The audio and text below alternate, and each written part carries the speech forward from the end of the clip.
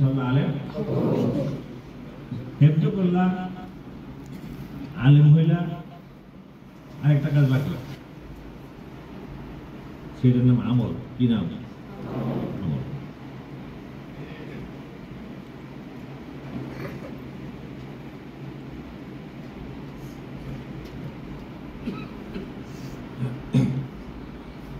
এক লোক জানতে পারছে যে তার যে পেটে ব্যথা, ওষুধের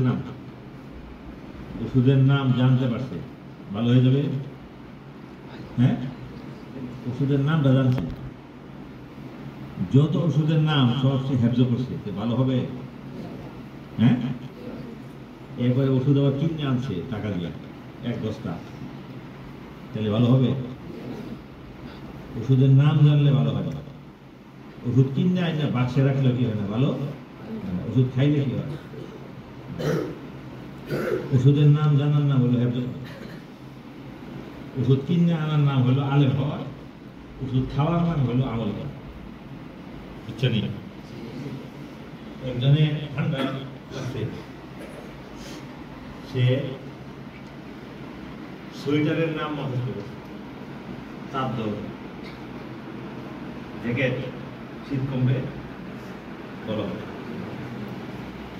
আবার এক বস্তা আইনা ছাদের উপর আছে, নিজে গায়ে না দিলে হবে গরম। জিনিসের নাম জানলে কি হয় না, কাজ হয় না। জিনিস সংগ্রহ করলেও কাজ হয় না, জিনিস ব্যবহার করলে কাজ হয়। একটা নাম হেফজ, একটা নাম এলেম, একটা নাম আমল।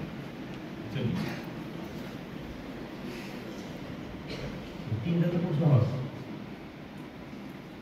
আরেকটা কথা আছে, আরো সহজ।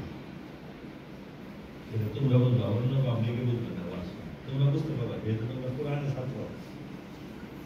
একটা নাম হলো হেফজ, একটা নাম এলেম, আরেকটা নাম আমল। আরেকটা আছে, ওটার নাম কি? ইখলাস। ওইটা না থাকলে 3টা দিয়ে আমল। ইখলাস অর্থ কোরআন পড়তেছি একটা উদ্দেশ্যে, আল্লাহকে রাজি খুশি করা যায়। যাই করতেছি, কষ্ট করি, ঘুমাই, তাড়াতাড়ি উঠি, ঘুমের মধ্যে উঠি করি, শীতের মধ্যে আমরা হাত পা ধুই, আবার করতেছি, বাড়িতে যাই না, বেড়াইতে যাই না, আত্মীয় স্বজনের কাছে যাই না, নিজেকে বন্দি রাখছি না। সবগুলি করতেছি কেন? বড় হাফেজ হওয়ার জন্য না, বড় আলেম হইব এরকম না, বড় মাদ্রাসা থাকবো এরকম না, ভালো খানা খাবো এরকম না, গাড়ি বাড়ি হবে এটা না, পুরস্কার পাবো আন্তর্জাতিক লাখ লাখ টাকা এটাও না, হজ উমরা করবো এটাও না। আল্লাহকে খুশি করবো। সম্পূর্ণ কাজ কেন করতেছি? আল্লাহকে খুশি করার জন্য। মনে রাখবা, আল্লাহকে খুশি করার জন্য করলে হবে না। যা যা বললাম সব হবে না, কিন্তু চলবে। এক লোক বিল্ডিং বানার সময় মিস্ত্রি, ইঞ্জিনিয়ার, রাজরে বলে যে অনেকগুলি জানালা রাখবা যাতে আলো বাতাস আসে। কি কয়? অনেকগুলি জানালা বড় বড় করে বানাইবা যাতে আলো বাতাস আসে।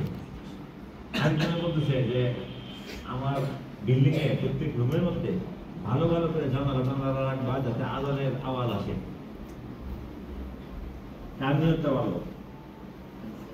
হ্যাঁ, আজানের আওয়াজের নিয়ত ভালো না? এটার জন্য কি বাতাস থাকবে না নাকি? আজানের জন্য জানালা করলে কি বাতাস আসবে না?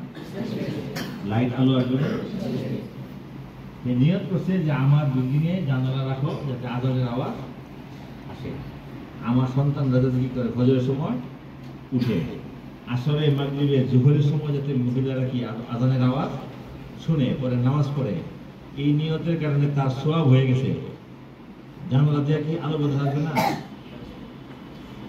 তোমরা যদি বলো যে কোরআন শরীফ পড়তেছি, আলেম হব, সব কিছু আমল করব, একটা উদ্দেশ্যের নাম হলো ইখলাস। সেই উদ্দেশ্য কি? আল্লাহকে রাজি খুশি করা। তাইলে তোমার সমস্ত পরিশ্রম কি হবে? জান্নাতের কারণ হয়ে যাবে। আর নিয়ত যদি ভুল হয় তাহলে ওইরকম সব হবে। আমাদের নিয়ত রাখতে হবে কি? আল্লাহকে রাজি খুশি করা, বুঝাচ্ছে। 2 নম্বর হেফজ করা সওয়াবের জন্য, প্রতি হরফের 10 নাকি, আলেমদের জন্য 70 নাকি। ভালো ছাত্র আখলাক ভালো ইবাদতদার তার জন্য 700 নাকি। যদি আল্লাহকে ভয় পায়, মহব্বতের সঙ্গে আল্লাহর কালাম করতেছি, নম্রভাবে আল্লাহর সামনে আল্লাহ শুনতেছেন, আমি কোরআন করতেছি, আল্লাহ বলতেছেন পর তোমার কেরাত আমি শুনি। আল্লাহ তো সব শোনেন, আল্লাহকে শোনানোর জন্য কেরাত করতে অনেকে আসলে ইমামতি করে, সুরটা অনেক সুন্দর, ভালো করে পড়ে যে মুসল্লিরা শুনবে,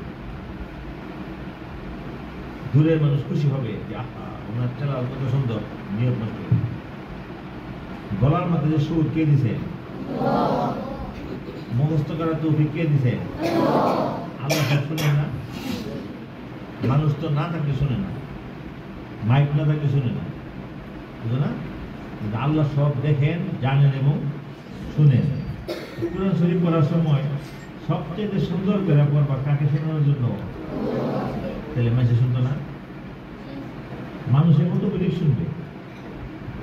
কাজে মানুষকে শোনানোর জন্য সুর শেখা এবং সুর ব্যবহার করলে এটা হারাম হয়ে গেল, শিরিক হয়ে গেল, রিয়া হয়ে গেল। এই কেরাতের জন্য জাহান্নামে যাইতে হতে পারে। আল্লাহ বলবেন যে আমার কিতাব তুই তো আমার জন্য শিখছ নাই, তুই শিখছস মুসল্লিরা খুশি হবে, সুতারা কি হবে? খুশি হবে। সুতারা কাছ থেকে বেহেশত আনবে না, তোমার জন্য আমার বেহেশত নাই। পুরা প্রোগ্রাম নষ্ট করতেছে কেউ, কেন? হ্যাঁ, একটা কথা চলতেছে, একজনে গিয়া হাঁটাহাঁটি চলাফেরা মাইক আমার চেয়ার সবাই ছাত্ররা ওইদিকে ছায়া থাকে, কেন এইটা করে না? আপনাদের কথা শোনার দরকার নাই, একটু জানগা, এরা তো দরকার আছে, ভালো লাগতেছে না তোমরা? এই একটা প্রোগ্রাম চলার সময় কতগুলি লোকে আবার ছয়জনে হাঁটাহাঁটি করে, এই চেয়ার আনবো, বসেন না, উনি আইসেন, কি দরকার? যিনি আসবেন উনি চেয়ারে বসে বসে, চেয়ার না থাকলে বাড়িতে বসে বসে, চেয়ার যদি দেও আনার সাথে সাথে দিবা চেয়ারে বসে বসে। এইটা আবার 15 মিনিট চলতে থাকে কেন? এটা কথাটার মধ্যে বারবার খালি বাধা দিতে, খুব খারাপ। ছাত্ররা মনোযোগ শুনতে চায়, কিন্তু আবার একজন হাঁটে তখন ওদিকে চায়। আমারও মনে চায় দেখি কি